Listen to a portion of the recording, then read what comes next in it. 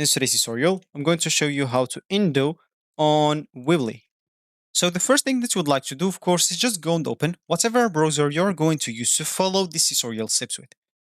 Here in my case, I'm actually using Brave browser, but of course in your case you can use any other browser, could be possibly working for you or you have it in your PC. As an example, you have the Microsoft Edge, the Google Chrome, Opera, Firefox, or even Internet Explorer if it's working for you. So just go to that browser, and once it's opened, you will have to go to this URL section and simply type weebly.com and hit the enter button, and that will take you directly to the Weebly home screen or main screen website. So here you will have, of course, to log in into your account if you have one by clicking at this login at the top right corner. Once you click on it, you will have to fill your email, your username, then of course enter your password. Or you can log in with your Facebook, Google, or even Square. Of course, if you don't have an account, you'll have to click instead of login into sign up at the top right corner again.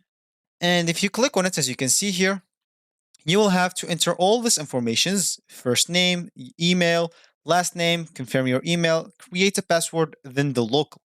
Agree to their term of service. Then, of course, click at continue and you will have successfully created your account.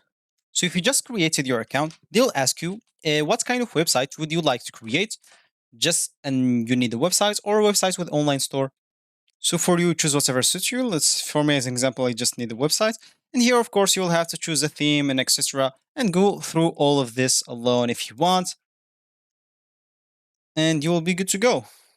So once you have your website ready, you'll have to publish your website, of course, in a web domain that you already have, or you can just go and buy one. You'll be good to go.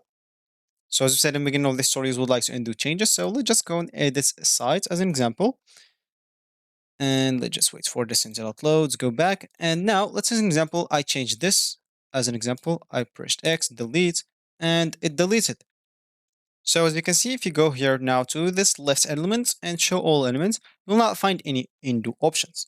Even if you click like it's a Control Z, which is normally an undo key to undo anything that you did, that will not work. Because Weebly does not have an undo feature, more or less just delete it and do it again. Or whatever you delete, you'll have to go and add it again by yourself. Of course, there's an exception. In case of text, you can often still press the Control Z on PC, on your keyboard, and to undo, of course, what you have just done. You'll be good to go. So that will actually for this tutorial. I hope you like it. Thank you guys for watching and goodbye.